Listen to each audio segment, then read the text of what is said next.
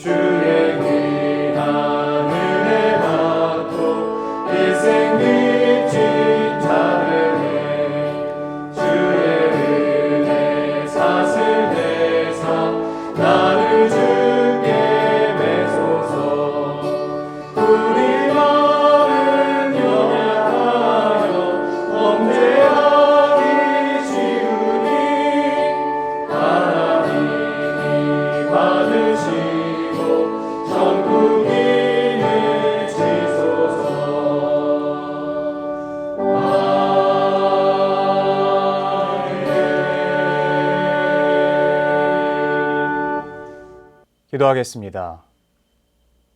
은혜의 하나님, 오늘도 우리를 기억하여 주시고 우리를 향하신 주님의 그 신실하신 사랑으로 다시 한번 우리를 이 자리로 불러주셔서 감사합니다.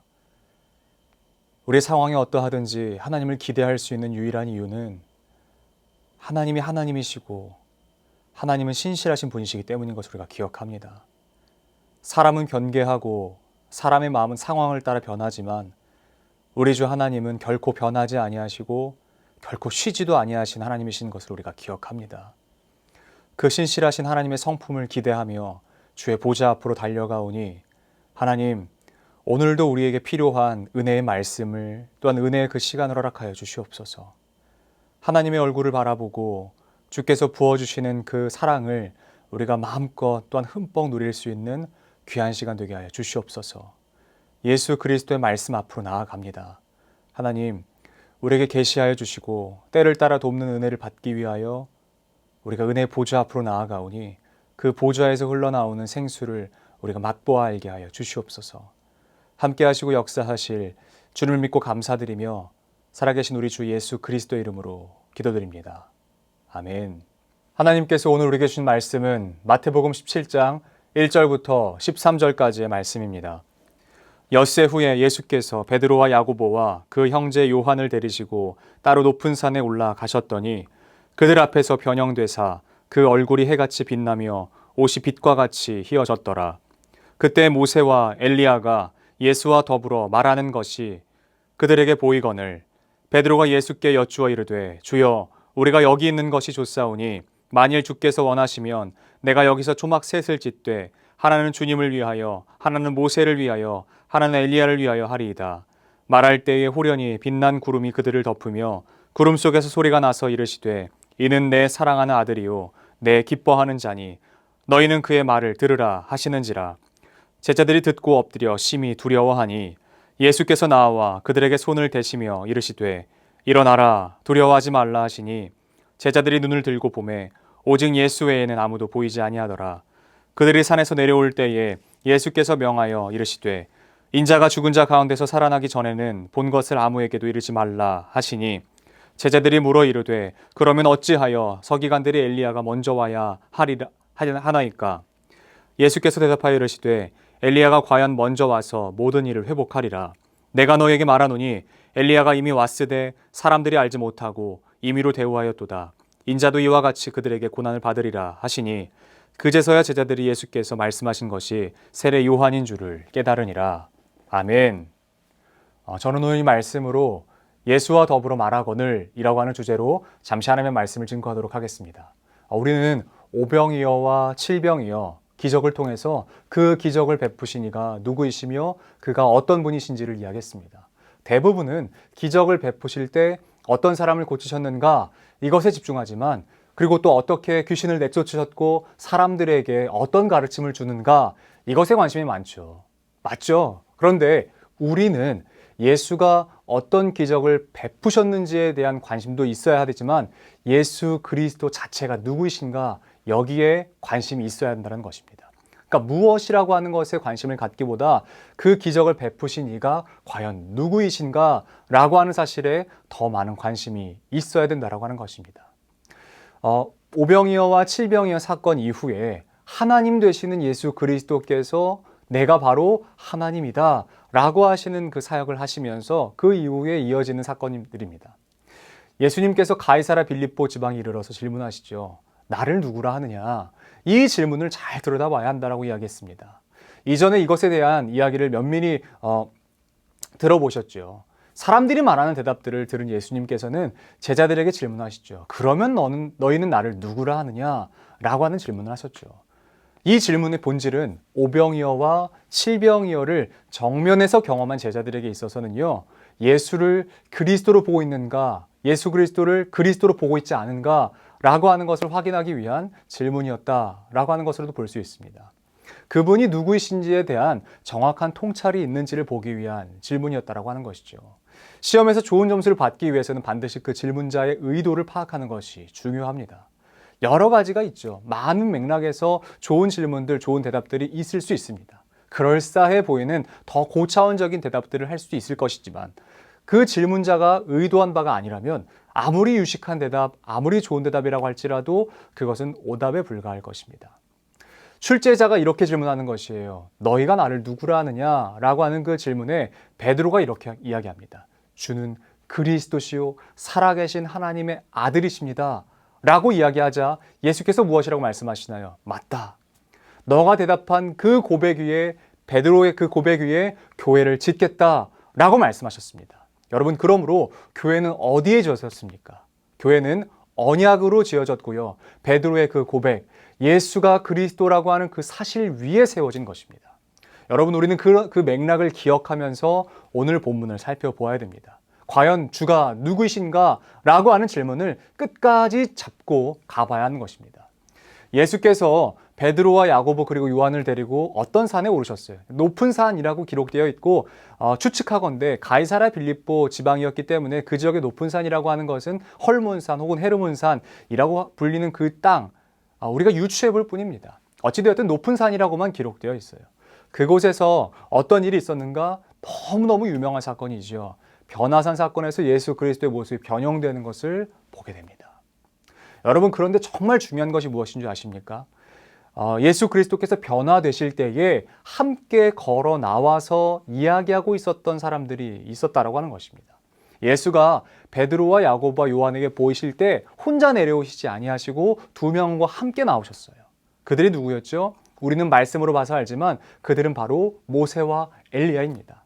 그런데 궁금한 것은 이거예요. 제자들은 과연 어떻게 그들이 모세와 엘리야였는지 알았을까라고 하는 것이죠. 이름표를 달고 온 것도 아니고 누가 봐도 저 사람 누가 봐도 모세야, 누가 봐도 엘리야야 라고 하는 것처럼 생기지도 않았을 텐데 말입니다.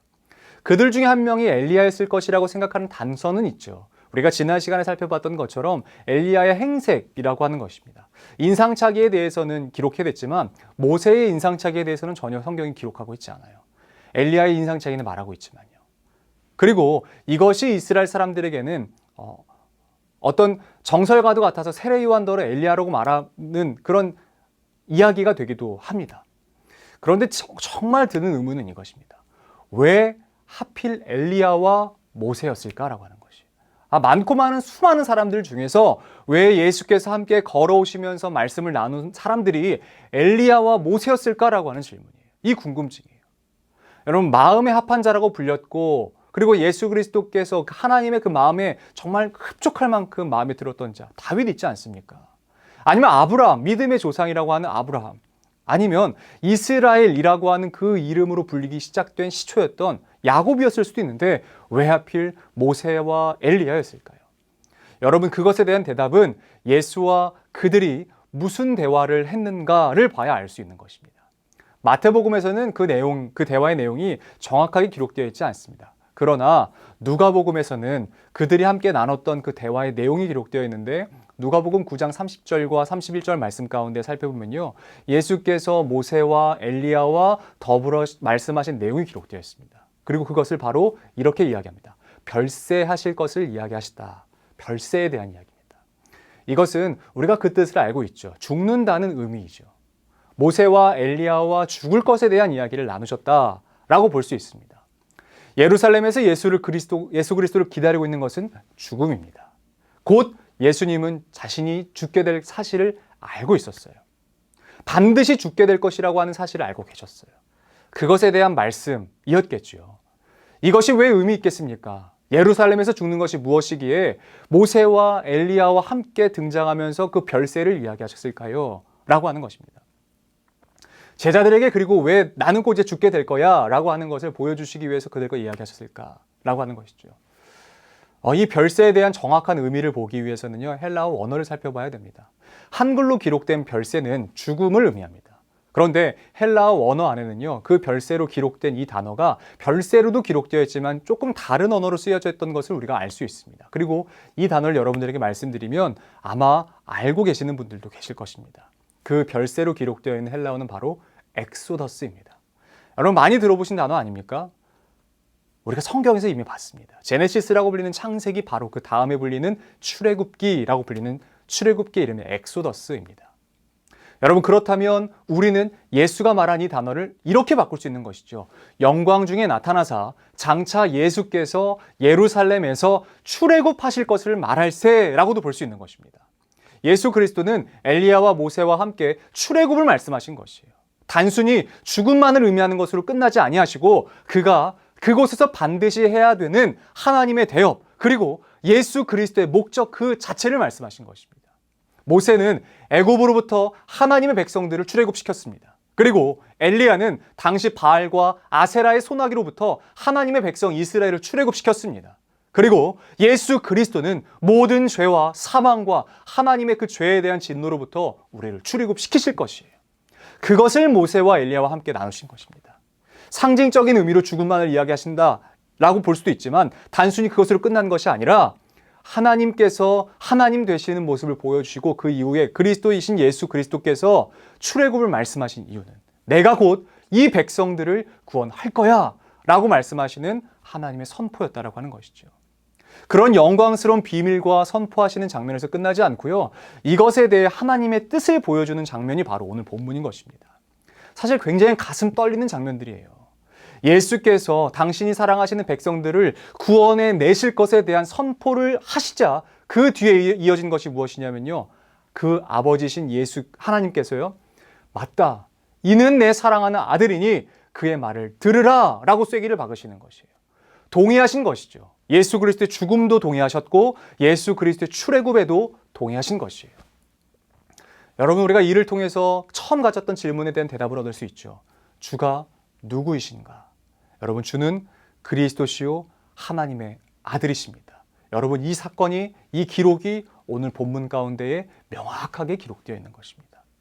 예수 그리스도의 엑소더스에는 반드시 목적이 있습니다. 예수 그리스도의 출애굽에는 반드시 목적이 있습니다. 그의 백성을 죄와 더러움, 그리고 하나님과의 관계적 단절에서부터 출애굽시키시는 것이 바로 예수 그리스도의 목적이라는 것이에요. 우리의 구원이 예수 그리스도의 목적입니다. 우리를 그의 강권적인 사랑과 역사로 견인하시는 것이 예수 그리스도의 분명한 목적이라는 것입니다. 그러나 단순히 이것이 구원의 목적으로 끝나지 않습니다.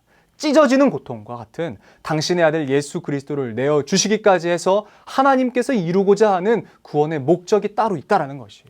십자가로 죽고 죄에서 구원하면 그게 끝나는 것입니까? 라고 생각할 수 있지만 그것을 이뤄내기 위한 최후의 방법이었지 궁극적인 목적은 아닙니다. 그러니까 방법으로 사용하신 것이 십자가인 것이지 목적은 따로 있다는 것이에요. 그리고 하나님은 이것을 위해서 당신의 아들 예수 그리스도를 내어주셨다라고 말씀하십니다. 여러분, 구원의 목적이 무엇인지 아십니까? 출애굽기 29장 46절에서는 명확하게 이야기합니다. 그들은 내가 그들의 하나님 여호와로서 그들 중에 거하려고 그들을 애굽 땅에서 인도하여 낸 줄 알리라. 나는 그들의 하나님 여호와니라. 하나님은 단순히 일꾼이 필요하고 다른 데서 일하는 것이 못마땅해서 그 이유로 우리를 구원하신 것이 아니라 하나님의 구원의 목적은 명확합니다. 우리 안에 거하시기 위하여 라고 하는 이 한 가지 이유밖에 없는 것이에요. 하나님은 지금도 우리 안에 거하시길 원하세요. 우리에게 수많은 헌금과 수많은 노력을 원하시는 것이 아니라 그저 우리 안에 거하시기를 원하시는 거예요. 내가 주 안에, 주가 내 안에 거하는 삶. 그것을 원하는 것입니다. 십계명이나 다른 어떤 율법도 예수 그리스도의 가르침과 사역도 모두 이것으로 귀결됩니다. 예수께서 우리를 구원하심으로 우리에게 뻐기시려고 하시는 것이 아니라 그 방법 외에는 우리가 예수 안에 온전히 거할 수 있는 방법이 없기 때문에 그러신 거예요. 하나님과 나 사이를 가로막는 것이 여러분 무엇인지 반드시 생각해 보십시오. 그리고 그것을 없애기 위해서 우리는 노력해야 됩니다. 우상은 다른 것이 우상이 아니라 하나님과 나 사이를 가로막는 것이 바로 우상입니다. 예수께서 우리를 엑소더스 하시기로 결정하신 이유가 바로 여기에 있습니다. 우리는 그것을 기억하고 하나님 안에 온전히 거하는 삶 살아가시길 바랍니다. 그렇다고 모든 분들이 다 사역자 되시고 모든 분들이 다 목회자 되시라는 얘기가 아닙니다. 우리의 삶 속에서 하나님과 나 사이에 다른 어떠한 것을 두지 않는 그런 삶. 더불어 말하신 내용, 엑소더스, 내가 출애굽하리라. 그 출애굽의 목적은 저와 여러분들과 하나님께서 함께 거하시길 위하셨다라고 하는 사실을 기억하시는 오늘 하루의 삶이 되었으면 좋겠습니다. 기도하겠습니다.